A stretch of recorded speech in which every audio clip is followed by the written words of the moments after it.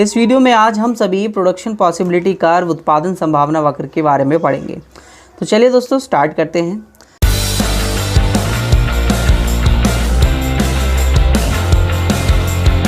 तो production possibility curve की हम सबसे पहले अजम्पशन से स्टार्ट करते हैं, क्योंकि अजम्पशंस पढ़ने के बाद ही हमको ये समझ में आएगा, मतलब मान्यताएं, क्योंकि जब आप इसको अजम्पशन पे इसको बनाएंगे तभी आपको समझ में आएगा कि ये बेसिकली कहता क्या है प्रोडक्शन पॉसिबिलिटी कर्व। तो पहली अजम्पशन ये मान के चलता है कि only two goods are produce, केवल दो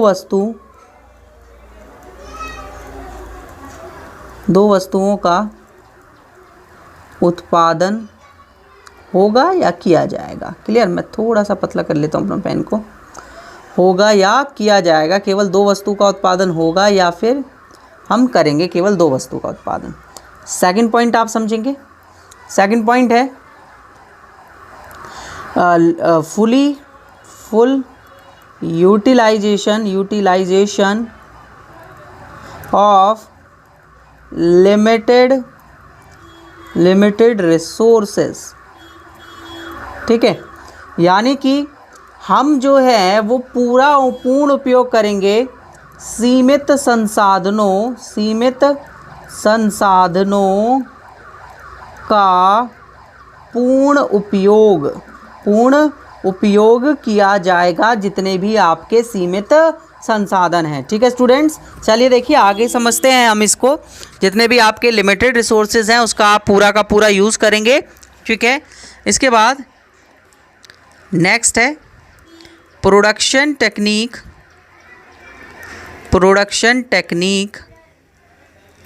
टेक्नोलॉजी लिख लो,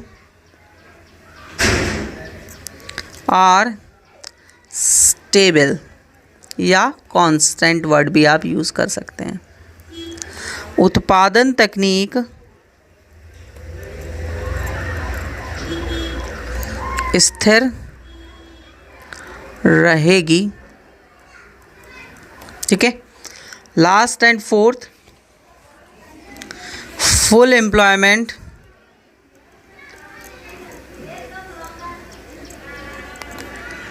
गिवन टू ऑल। ठीक है, जिसको भी चाहिए उसको पूर्ण रोजगार दिया जाएगा, सभी को पूर्ण रोजगार दिया जाएगा। क्लियर? अब देखिए ये चार जो अजम्पशंस हैं, जो मान्यता है, वो बहुत इंपॉर्टेंट है। आगे के क्वेश्चंस आपके लिए काफ़ी इजी बनाती हैं ये अजम्पशन, जब आप इन अजम्पशंस को पढ़ लेते हैं। तो देखिए क्या है कि जितने भी आपके पास प्रोडक्शन आप करेंगे तो केवल आप दो गुड्स का प्रोडक्शन करेंगे। तो मैं आप सभी के सामने यहाँ टेबल बना रहा हूँ एक। ठीक है, तो यहाँ पर हम जो है एक टेबल ड्रॉ कर लेते हैं और फिर डायग्राम भी ड्रॉ कर लेंगे, है ना स्टूडेंट्स। चलिए देखिए,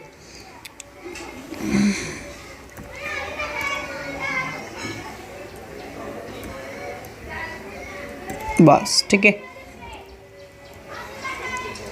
दैट्स इट।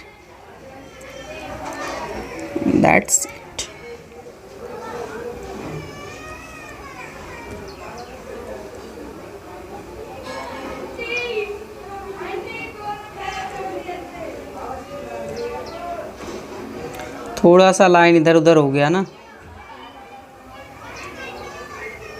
ठीक है, और एक लाइन और ले लेते हैं। बन जा भाई बन जा। ठीक है, देखिए यहाँ हम दिखाएंगे इनके कॉम्बिनेशंस।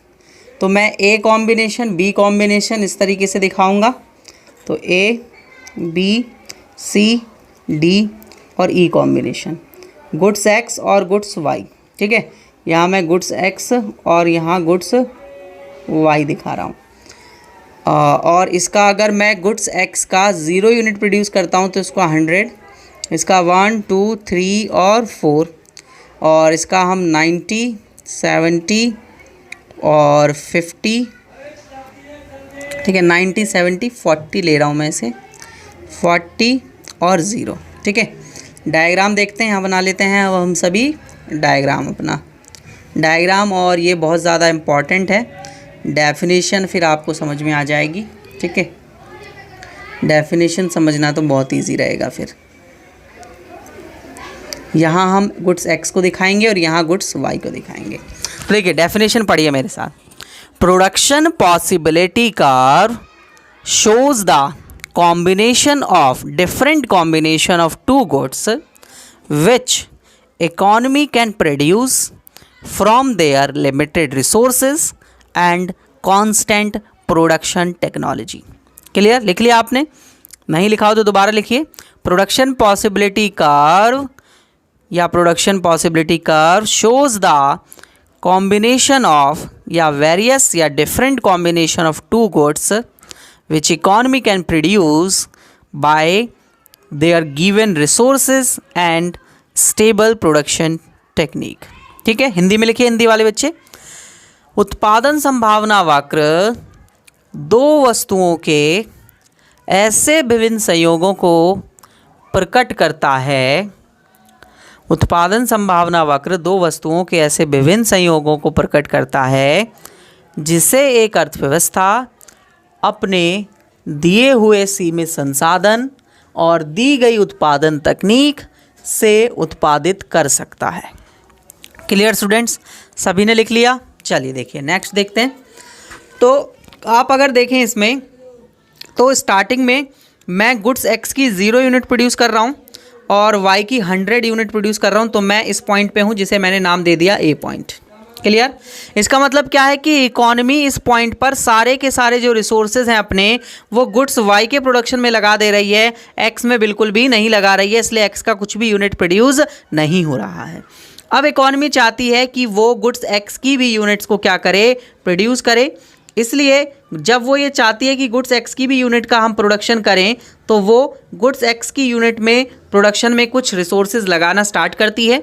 आप बी कॉम्बिनेशन देख सकते हैं, वहाँ पर हमने गुड्स एक्स की एक यूनिट को क्या किया है, प्रोड्यूस किया है। तो हमारे पास जो गुड्स वाई है उसकी कितनी यूनिट प्रोड्यूस होकर आई हैं, उसकी हमारे पास 90 यूनिट्स जो है वो प्रोड्यूस होकर आई हैं। तो हमारे पास बी पॉइंट यहाँ पर क्या हो रहा है, क्रिएट होकर नज़र आ रहा है। Clear students? यहाँ तक आप सभी को समझ में आया होगा। तो इसका मतलब क्या है कि जब हम किसी गुड्स में मतलब गुड्स वाई से एक्स में ट्रांसफ़र करेंगे रिसोर्सेज का तो गुड्स एक्स की यूनिट बढ़ जाएंगी, मतलब वस्तु एक्स की जो इकाइयाँ हैं उत्पादन की वो बढ़ जाएंगी और वाई की क्या हो जाएंगी, कम हो जाएंगी। बताओ क्यों होगा ऐसा? ऐसा इसलिए होगा क्योंकि आपके पास रिसोर्सेज संसाधन सीमित हैं। एग्जाम्पल ले लो बच्चे, एक ज़मीन का टुकड़ा है ये रहा। अब स्टार्टिंग में आप पूरी ज़मीन पर जो है वो गेहूँ उगा रहे थे, मान लो गुड्स वाई गेहूँ है तो गेहूँ ही उगेगा। लेकिन अब आपने चावल के लिए इतनी जगह छोड़ दी और बाकी सारी जगह पर गेहूं उगा रहे हैं तो चावल की भी एक यूनिट उत्पादित होगी ना, लेकिन गेहूं की तो क्या हो जाएगी, कम हो जाएगी, क्योंकि जहां पहले पूरे में उग रहा था अब केवल इतने में उग रहा है। वो छोटा सा बॉक्स उसने ले लिया, ख़त्म हो गया अब वो, है ना। तो इस तरीके से आप सभी के पास जो है वो ये पॉइंट्स निकल कर आएंगे। अब इसके बाद आप चाहते हैं कि गुड्स वाई का एक्स का एक और यूनिट प्रोड्यूस करें यानी सी पॉइंट पर। तो दूसरी यूनिट जब आप गुड्स एक्स की प्रोड्यूस करेंगे तो गुड्स वाई की यूनिट्स दोबारा क्या हो जाएंगी, कम हो जाएंगी। तो जब गुड्स वाई की यूनिट्स दोबारा कम होंगी तो वो कितनी कम हो जाएंगी, 70 हो जाएंगी। वो कितनी हो जाएंगी, 70 दोस्तों, है ना। तो डायग्राम थोड़ा इधर उधर बन रहा है, आप सभी देख लीजिएगा, है ना। आप सभी अच्छे से बनाएंगे अपने एग्जाम में, पेपर में, तो बहुत अच्छे से डायग्राम बनेगा, कोई भी दिक्कत नहीं आएगी स्टूडेंट्स। क्लियर है?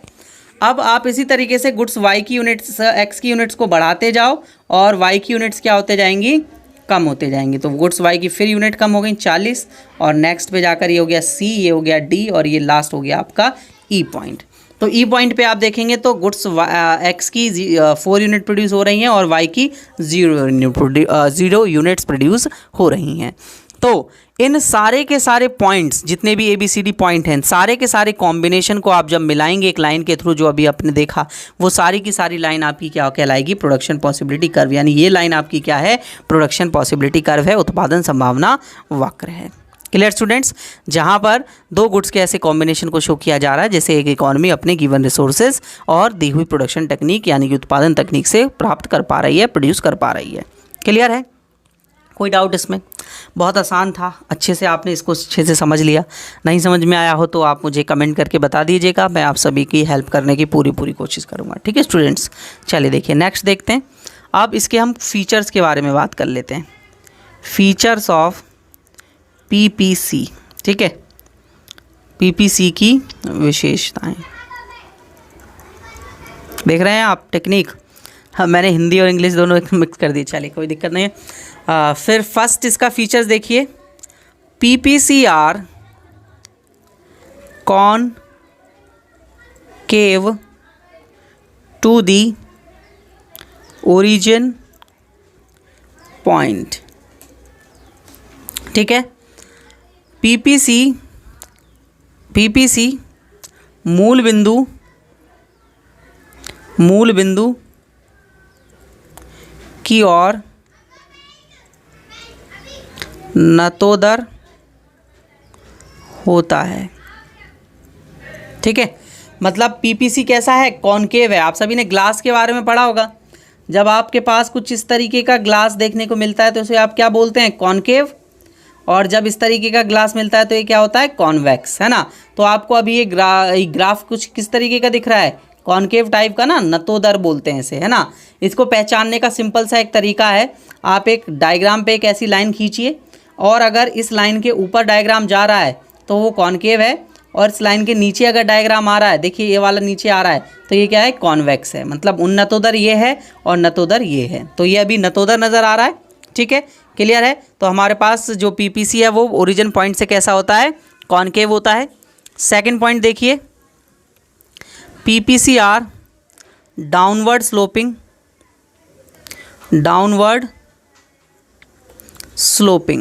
ठीक है, या आप लिख सकते हैं left to right downward sloping, है ना। पीपीसी नीचे की ओर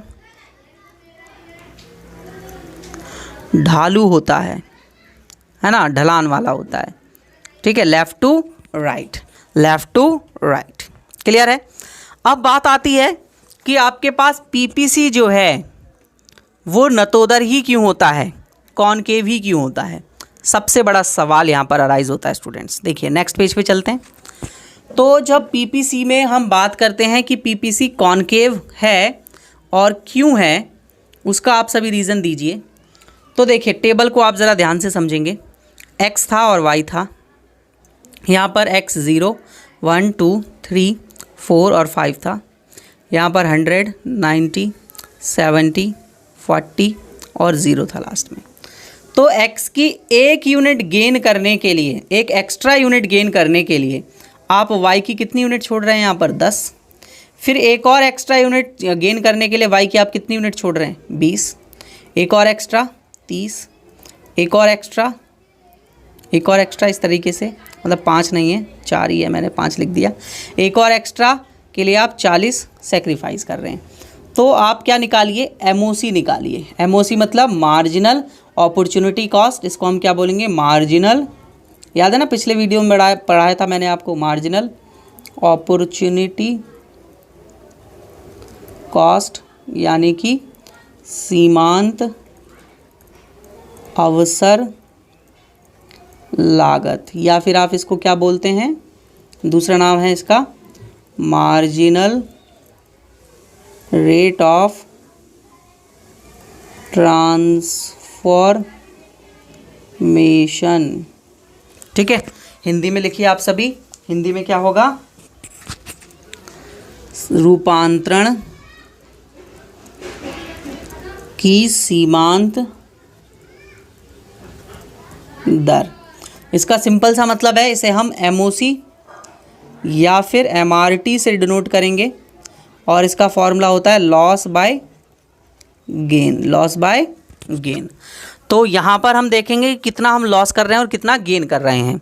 तो स्टार्टिंग में आप 1 यूनिट गेन करने के लिए 10 यूनिट का लॉस कर रहे हैं, तो आपके पास 10 MOC निकल के आएगा। मैं पीछे वाले डायग्राम में इसको समझा रहा हूँ। ठीक है स्टूडेंट्स, तो चलते हैं पीछे वाले डायग्राम में, बहुत अच्छे से आपको ये समझ में आएगा। बहुत हल्का सा कलर ले रहा हूँ मैं ताकि इफेक्ट ना पड़े उस डायग्राम पे। तो यहाँ पर अगर आप MOC निकालना चाहें तो ये हो गया आपके लिए क्या? आपका लॉस, और ये हो गया आपके लिए ये गेन। रुक जाइए स्टूडेंट्स, एक गलती हो गई, ठीक है, ये हो गया आपके लिए आपका गेन। तो बी पॉइंट पर अगर हम एमओसी निकालें, दिख ही रहा होगा आप सभी को, तो लॉस हुआ कितने का, लॉस हुआ 10 यूनिट का, गेन हुआ 1 यूनिट का, तो कितना निकल के आएगा 10। इसी तरीके से ये जितने भी आप सभी को यहाँ पर ये लाइंस मिल रहे हैं, ये लॉस और गेन को शो कर रहा है। ठीक है, loss gain, loss gain, loss और गेन। तो यहाँ पर आप सभी, मैं अलग कलर डार्क ले रहा हूँ थोड़ा सा तो ताकि दिख जाए। तो ये लॉस और ये गेन। तो अगले बार आपने कितनी यूनिट का लॉस करा, 20 यूनिट का लॉस करा और 1 यूनिट का गेन। तो 20/1, तो ये आ गया 20। फिर अगले पॉइंट पे आपने 30 यूनिट का क्या करा, लॉस करा और 1 यूनिट का गेन करा, तो 30। और लास्ट इस पॉइंट पर आपने 40 यूनिट का लॉस कर दिया और 1 यूनिट का गेन करा, तो ये निकल के आएगा कितना, 40, है ना। देख सकते हैं आप इसमें। तो आपके पास जो एमओसी है, मार्जिनल अपॉर्चुनिटी कॉस्ट, वो कैसी आ रही है, एमओसी या फिर आपके पास एमआरटी, वो आ रही है 10, 20, 30 और 40। तो वो इंक्रीजिंग है। तो जब वो इंक्रीजिंग होती है, बढ़ती हुई होती है, ठीक है, बढ़ती, जब वो बढ़ती हुई होती है, इंक्रीजिंग होती है, तो आपका एमओसी कर्व मतलब पीपीसी कर्व या कोई भी कर्व आपके पास कैसा होगा, कॉनकेव होगा। कैसा होगा, कॉनकेव। किस वजह से है, because concave, because increasing, because increasing, रुक जाइए, इंक्रीजिंग एमओसी या फिर एमआरटी, बढ़ती हुई एमओसी या एमआरटी के कारण न तो दर है। ठीक है, और अगर घटती हुई होती, अगर डिक्रीजिंग होती, तो वो कैसा हो जाता, लिख दीजिए, इफ डिक्रीजिंग एमओसी या एमआरटी, ठीक है, घटती हुई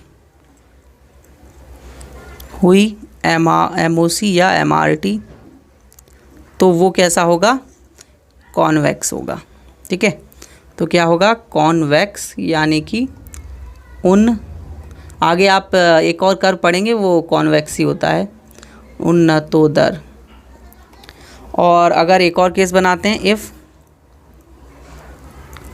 कांस्टेंट एमओसी या एमआरटी, स्थिर एमओसी या एमआरटी, तो कर्व कैसा होगा, that's straight line, straight line. ठीक है, स्थिर साधारण रेखीय, ठीक है, रेखीय बोल सकते हैं आप। क्लियर। तो ये इस तरीके से होते हैं जब अलग अलग केसेस में होता है एमओसी आपका। क्लियर स्टूडेंट्स, बहुत अच्छे से आपको इस लेक्चर में चीज़ें समझ में आई होंगी। तो ज़्यादा वीडियोस देखने के लिए आप अध्ययन क्लासेस ऐप को डाउनलोड करेंगे और उस ऐप पर आपको सारी की सारी क्लासेस अवेलेबल हो जाएंगी। और ज़्यादा जानकारी के लिए आप मुझे मेरे इस नंबर पर कांटेक्ट करेंगे, मैं आपको कोर्सेज़ प्रोवाइड कर दूँगा। ठीक है, चलिए कांटेक्ट करना ना भूलें। वीडियो अच्छी लगी हो तो लाइक ज़रूर करें, सभी दोस्तों के साथ वीडियो को शेयर ज़रूर करें।